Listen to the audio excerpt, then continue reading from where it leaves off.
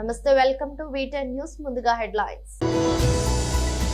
తాడేపల్లిలోని పార్టీ కేంద్ర కార్యాలయం నుంచి ఎమ్మెల్యే బుసిన్ విరూపాక్ష విలేకరుల సమావేశం.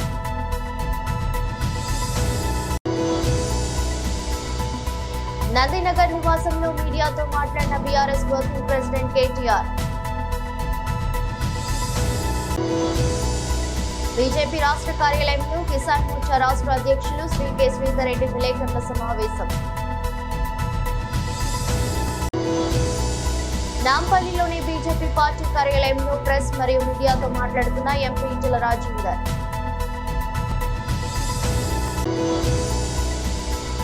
మీ భద్రత మరియు సంక్షేమమే మా మొదటి ప్రాధాన్యత, ప్రధాని మోదీ.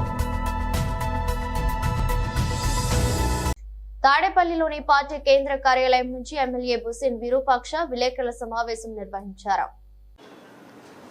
దుర్మరణం పాలైనారు. వాళ్ళకి మనం ప్రత్యేకంగా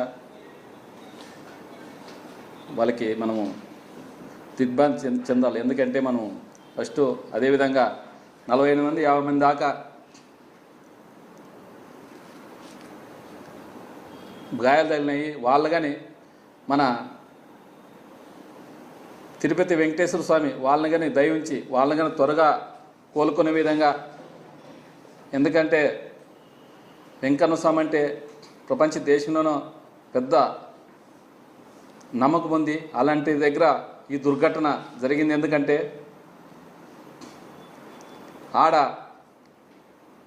అక్కడ వీళ్ళు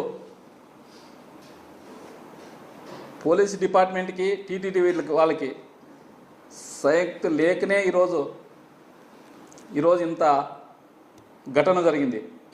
ఎందుకంటే అక్కడ టీటీడీ చైర్మన్ ఎంతో భక్తి శ్రద్ధలతో ఉండాలి ఆయన. అలాంటిది ఆయనకి టీవీ పిచ్చి, రాజకీయ పిచ్చి ఆయనకి. అలాంటి వానికి ఇచ్చిన దానికి ఈరోజు ఈ ఘటన జరిగిందని చెప్తున్నాం. ఎందుకంటే ఆయన సఖ్యత లేదానికి. అక్కడ ఆయన బోర్డులో చైర్మన్ పెట్టిన రోజు నుంచి ఏదో వివాదంలోనే చెప్తున్నారు. కానీ పరిపాలన సరిగ్గా టీడీ చైర్మన్గా పరిపాలన సరిగ్గా అక్కడ చేయట్లేదు. మేము ఒకటే అడుగుతున్నాము, భక్తులు ఎంతో భక్తి శ్రద్ధలతో అక్కడికి వస్తారు. అలాంటిది వీళ్ళు అక్కడ రాజకీయం చేసుకుంటూ ఉండి ఈ కూటమి ప్రభుత్వం వచ్చినప్పటి నుంచి తిరుపతి దేవస్థానం మీద ఏదో ఒకటి వివాదం నేర్పుతున్నారు. ఎందుకంటే భక్తులు మనోభావాలను దెబ్బతింటున్నాయి. ఎందుకంటే ప్రపంచ దేశంలోనే ప్రసిద్ధిగాంచిన తిరుపతి దేవస్థానం అంటే ప్రపంచ దేశాల్లోనే ఒక దేవస్థానం ఇది. అలాంటి దగ్గర వివాదమైన మాటలు మాట్లాడుతూ అక్కడ రోజుకోటి మాట్లాడుతుంటూ ఏదో ఒకటి తిరుపతి దేవస్థానం అక్కడే అపవిత్రం చేసుకుంటూ ఉన్నారు. ఈరోజు వీళ్ళు పరిపాలన కూటమి ప్రభుత్వం వచ్చినప్పుడు వీళ్ళకి ఎందుకంటే భయము భక్తి లేదు, మనసులంటే విలువ లేదు, భక్తి లేదు, భావం లేదు. వీళ్ళకి ఓన్లీ వాళ్ళు ప్రచారం పిచ్చి తప్ప వేరే ఆలోచనే లేదు వాళ్ళకి. అలాంటి వారిని ఈరోజు మనకి దేవస్థానం దగ్గర, ఇంత పవిత్రమైన దేవాలయం దగ్గర ఇంత అపవిత్రం జరిగిందంటే అసలు చరిత్రలోనే ఈ సంఘటన ఎప్పుడు జరగలేదు. వీళ్ళు పరిపాలన వచ్చినప్పటి నుంచే అన్నీ ఇక్కడ ఏదో ఒకటి చేస్తున్నారు. కాబట్టి నందినగర్ నివాసంలో మీడియాతో మాట్లాడిన BRS working president KTR. Hyderabad brand image ని అంతర్జాతీయం చేయడానికి, హైదరాబాద్ ని ప్రపంచ పటంలో నిలపడానికి ఆనాడు రాష్ట్ర మంత్రిగా ఎన్నో ప్రయత్నాలు చేశాం. ఆ ప్రయత్నాలు చాలా మేరకు ఫలించి హైదరాబాద్, తెలంగాణ భారతదేశంలోనే ఒక ప్రధానమైన నగరంగా ప్రపంచ దృష్టిని ఆకర్షించే స్థాయికి తీసుకొచ్చే విధంగా పనిచేశాం. మేము 9.5-10 ఏళ్ల కాలంలో మా ప్రభుత్వం ఉన్నప్పుడు మా బావమరుదులకు 1137 కోట్ల కాంట్రాక్ట్లు చేయలేదు. మంత్రిగా నేను కౌన్సిల్లో కూర్చొని, కౌన్సిల్ ఆఫ్ మినిస్టర్స్లో, క్యాబినెట్లో కూర్చొని నా కొడుకు కంపెనీకి కాంట్రాక్ట్లు ఇచ్చుకోలేదు, లేదా నేను ల్యాండ్ క్రూజర్ కార్లు కొనుక్కోలేదు. ఆ పనులు రేవంత్ రెడ్డి గారు, ఆయన మంత్రివర్గ సహచరులు, ఆ సాగు తెలివితేటలు, ఆ అవినీతి తెలివితేటలు వాళ్ళకే ఉన్నాయి. నేను 50 లక్షల రూపాయలతో ఎమ్మెల్యేలను కొనుగోలు చేయడానికి పోయి దొరికిపోయిన దొంగను కూడా కాదు. నేను నిఖార్సైన తెలంగాణ బిడ్డను. ఏ పని చేసినా తెలంగాణ కోసం, హైదరాబాద్ ప్రతిష్టను పెంచడం కోసం చేశాను. అర పైసా అవినీతి కూడా నేను చేయలేదు, చేయబోను. సరే, ఇవాళ ఈ కొంచెం ఉర్రకుండా ఆగలుగుతారా? ఇవాళ కొంతమంది అర్థమయ్యి కాని వాళ్ళు, తెలిసి తెలియని వాళ్ళు ఏదో కొంత బురద జల్లి తాత్కాలికంగా మీడియా మేనేజ్మెంట్ ద్వారా రాజకీయ పబ్బం గడుపుకోవాలనుకునే కాంగ్రెస్ వాళ్ళకి నేను చెప్పేది ఒకటే, నిజం నిలకడ మీద తెలుస్తుంది. మీరు ఇవాళ చల్లే బురద ఎట్టి పరిస్థితుల్లో మా దృష్టి ఏదైతే కేంద్రీకరించబడిందో దాని నుంచి తప్పించలేదు. మేము మాట్లాడుతూనే ఉంటాం, కొట్లాడుతూనే ఉంటాం. గత సంవత్సర కాలంగా విద్యుత్ ఛార్జీలు పెంచవద్దని కొట్లాడింది టీఆర్ఎస్. లగచర్లలో నువ్వు రైతులను జైల్లో పెడితే అడ్డుకున్నది టీఆర్ఎస్. నువ్వు హైడ్రా పేరిట ఇండ్లు కూలగొడితే అడ్డుకున్నది టీఆర్ఎస్. 6 గ్యారంటీల అమలు నువ్వు చేయకపోతే నిలదీసింది అడుగడుగున కేసీఆర్ బృందం. తప్పకుండా మా దృష్టి మేము మళ్ళించాం. నువ్వేదో నా మీద కేసు పెట్టి నన్నేదో చేసి దానివల్ల మా పార్టీ క్యాడర్ను, మా నాయకత్వాన్ని నువ్వు దారి మళ్లింపు, దృష్టి మళ్లింపు దిశగా ప్రయత్నం చేస్తాను అనుకుంటున్నావు రేవంత్ రెడ్డి.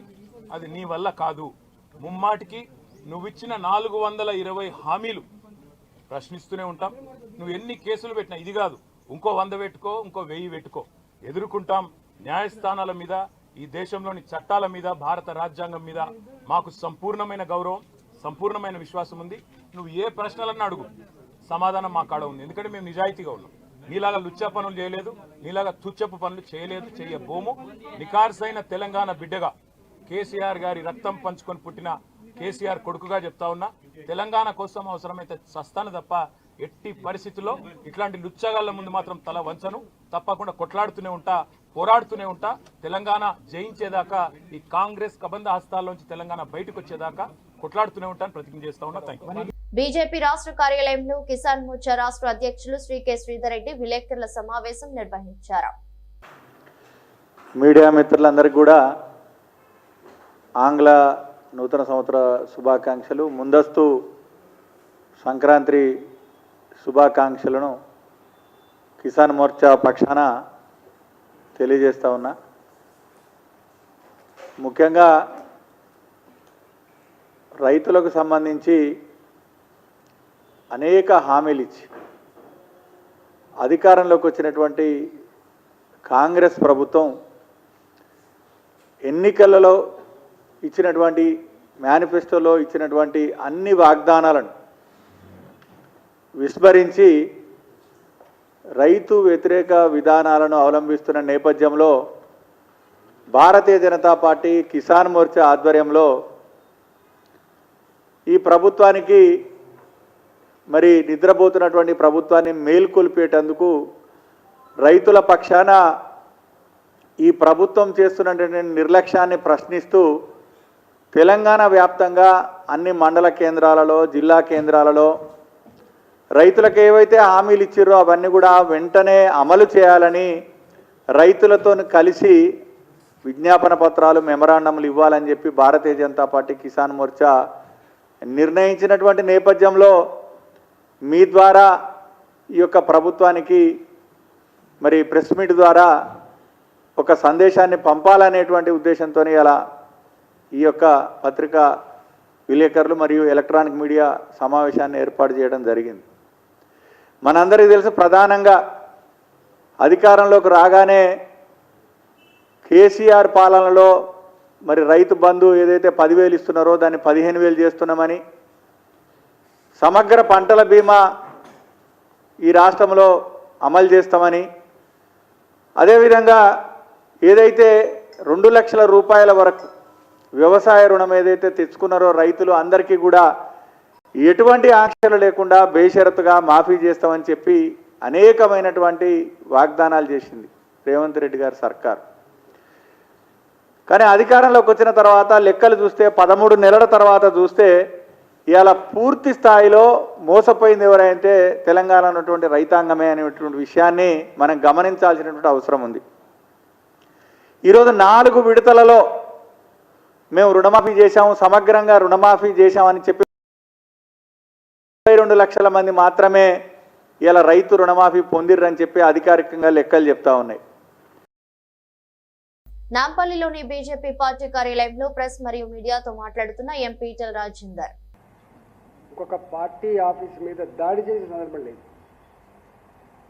నిరసన చెప్పిన సందర్భం ఉండొచ్చు, దిష్టి బొమ్మలు తగలబెట్టిన సందర్భం ఉండొచ్చు, కానీ పథకం ప్రకారం దాడి చేసిన సందర్భం లేదు. నేను ఒకటే అడుగుతున్నా, రేవంత్ రెడ్డి గారి ప్రభుత్వం గింత బలహీనంగా ఉందా అంటున్నా నేను. మీరు స్వయంగా హోంమంత్రిగా ఉన్నారు, ముఖ్యమంత్రిగా ఉన్నారు, ఇక్కడ అనుభవం ఉన్నటువంటి సివి ఆనంద్ గారు కూడా ఉన్నారు. వందల మంది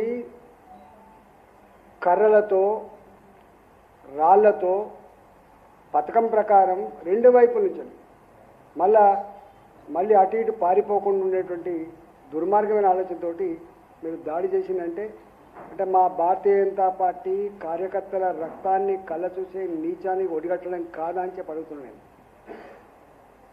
రేవంత్ రెడ్డి గారు, నీవనుకుంటున్నావు నీ చేతిలో ఇవాళ అధికారం ఉందని, నీది గింతంత బుద్ధమంత జాగ్రత్త ఉండవు. నువ్వు గుర్తుపెట్టుకో, మేము ఒకవేళ తలుచుకుంటే ఇట్లాంటి పని కనుక పథకం వేస్తే నీ ఒకడు మిగిలడుగా గుర్తుపెట్టుకో.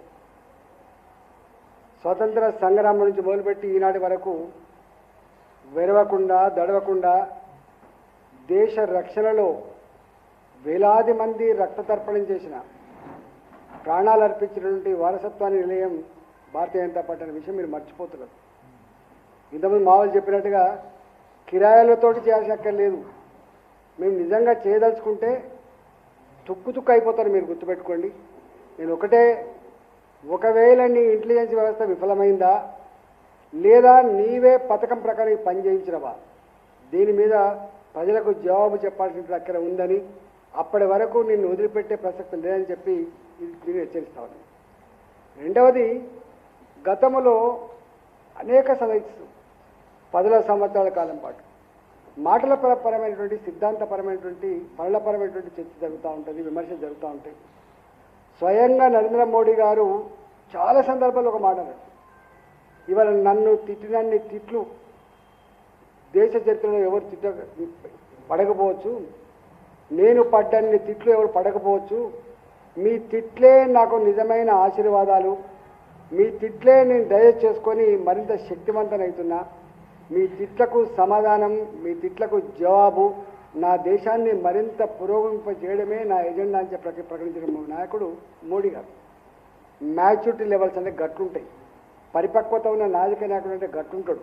కానీ ఇలా మాటల పరమైంది చేతగాకపోతే ఇట్లాంటి చిల్లర పని చేస్తుడు చిల్లర నాయకుడు అయితే తప్ప పెద్ద నాయకుడు కాడనే విషయం మీరు గుర్తుపెట్టుకోండి. మన ప్రవాసాలు ఎక్కడ ఉన్నా సంక్షోభ సమయంలో వారికి సాయం చేయడం మా బాధ్యతగా భావిస్తాం. ఇది నేటి భారత విదేశాంగ విధానానికి మార్గదర్శక సూత్రాలలో ఒకటి అని తెలిపారు. Great importance to your convenience and comfort. Your safety and welfare are a top priority. We consider it our responsibility to help our diaspora during crisis situations, no matter where they are. This is one of the guiding principles of India's foreign policy today. Over the last decade, our embassies and offices worldwide have been sensitive and proactive. Friends, earlier in many countries, people had to travel long distances to access consular facilities. They had to wait for days for help. Now, these problems are being solved. In just the last 2 years, 14 embassies and consulates have been opened. The scope of OCI cards is also being expanded. It has been extended to PIOs of the 7th generation of Mauritius and the 6th generation of Suriname, Martinique and Guadeloupe. సినీ తారలు ప్రముఖులపై ఈ మధ్య social మీడియాలో వేధింపులు బెదిరింపులు తరచుగా చూస్తున్నాం. ఇటీవల కథానాయిక హనీ రోజ్ కూడా సోషల్ మీడియా ద్వారా తనను లైంగిక వేధింపులకు గురి చేస్తున్నారంటూ పోలీసులకు ఫిర్యాదు చేసిన సంగతి తెలిసిందే.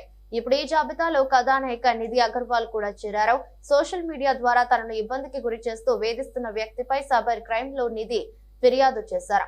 సదరు వ్యక్తి తనను చంపేస్తానంటూ సోషల్ మీడియాలో కామెంట్స్ కూడా పెడుతున్నాడని ఫిర్యాదులో పేర్కొన్నారు. దీంతో పాటు తనకు ఇష్టమైన వారిని కూడా లక్ష్యంగా చేసుకుని బెదిరింపులకు పాల్పడుతున్నట్లుగా నిధి అగర్వాల్ ఈ కంప్లైంట్ లో ప్రస్తావించారు. ఈ బెదిరింపుల వల్ల తాను మానసికంగా ఒత్తిడికి లోనవుతున్నానని, ఆ నిందితుడిపై చర్యలు తీసుకోవాలని నిధి అగర్వాల్ తన ఫిర్యాదులో పేర్కొంది. ప్రస్తుతం సైబర్ క్రైమ్ పోలీసులు ఈమె ఫిర్యాదును తీసుకుని విచారణ చేస్తున్నారు. కాగా నిధి అగర్వాల్ ప్రస్తుతం కథానాయకుడు ప్రభాస్ సరసన రాజాసాబ్ చిత్రంతో పాటు పవన్ కళ్యాణ్ సరసన హరిహర వీరమల్లు సినిమాల్లో కథానాయికగా నటిస్తున్నారు. ఈ 2 చిత్రాలు కూడా పాన్ ఇండియా స్థాయిలో విడుదల కాబోతున్నాయి. తిరుపతిలో వైకుంఠ ద్వార దర్శన టికెట్ల కోసం భక్తులు పోటెత్తడం, క్యూ లైన్ లో తొక్కిసలాట జరిగి 6 భక్తులు చనిపోవడం తెలిసిందే. ఈ విషాద ఘటన నేపథ్యంలో ప్రముఖ ప్రవచనకారుడు గరికపాటి నరసింహారావు వీడియో ఒకటి సోషల్ మీడియాలో వైరల్ గా మారింది. గరికపాటి ప్రపంచనం చెబుతూ భగవంతుడి దర్శనానికి ముహూర్తాలు పుణ్యతిథులు లేవని, ఫలానా రోజే ఫలానా ముహూర్తానికే వెళ్లాలని ఏమీ లేదని చెప్పడం ఈ వీడియోలో కనిపిస్తుంది. ముక్కోటి ఏకాదశికి భక్తులంతా తిరుపతిలోనే ఉంటారని, ఉత్తర ద్వార దర్శనానికి పోటెత్తుతారని గుర్తు చేశారు. అదే రోజు అదే ముహూర్తంలో దర్శనం చేసుకోవాలని ఎగపడితే ప్రమాదాలే జరుగుతాయని గరికపాటి చెప్పారు.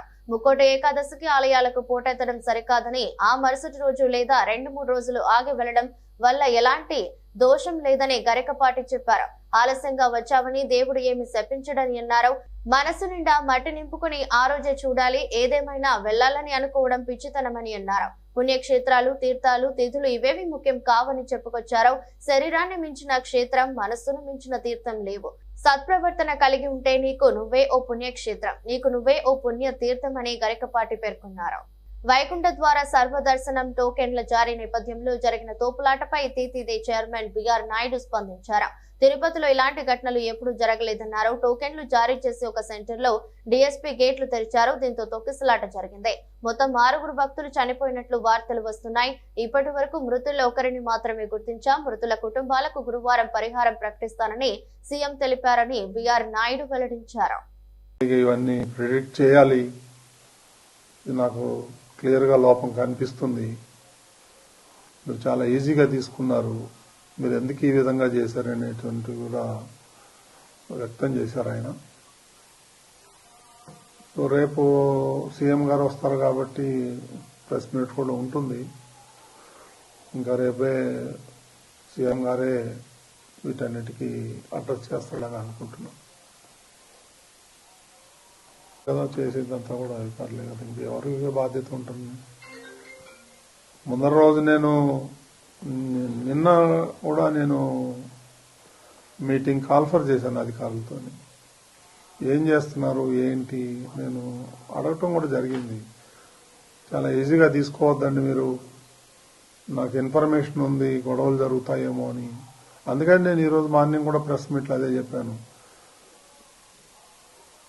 తిరుమలకి రానివ్వరేమో, దర్శనాలు కావేమో అనేటువంటి రూమర్ బాగా సోషల్ మీడియాలో స్ప్రెడ్ చేశారు.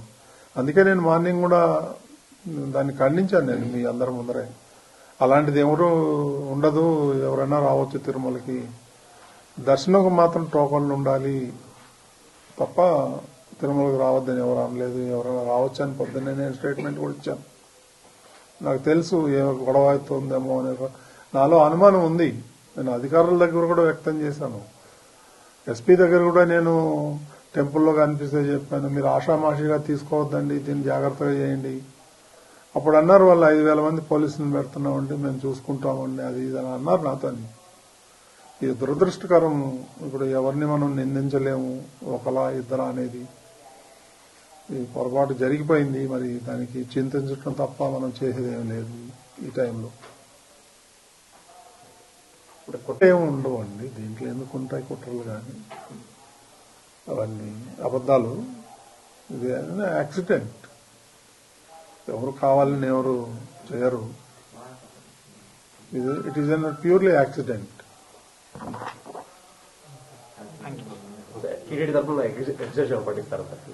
రేపు ముఖ్యమంత్రి గారు ప్రకటిస్తారు.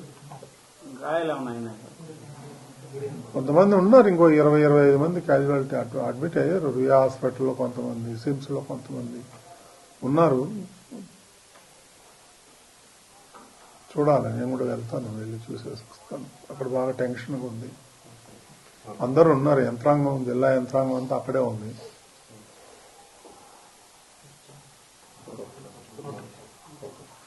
వార్తలు ముగించే ముందు మరోసారి హెడ్లైన్స్. తాడేపల్లిలోని పార్టీ కేంద్ర కార్యాలయం నుంచి ఎమ్మెల్యే బుసి విరూపాక్ష విలేకరుల సమావేశం.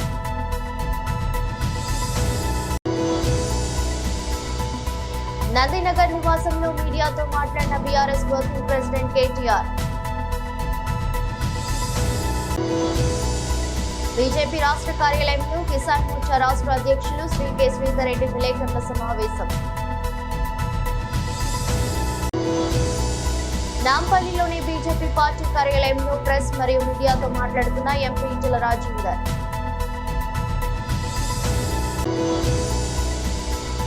మీ భద్రత మరియు సంక్షేమమే మా మొదటి ప్రాధాన్యత, ప్రధాని మోదీ. ఈ దృష్టి బులెటిన్ మరో బులెటిన్లో మళ్ళీ కలుద్దాం. అంతవరకు సెలవు, నమస్కారం.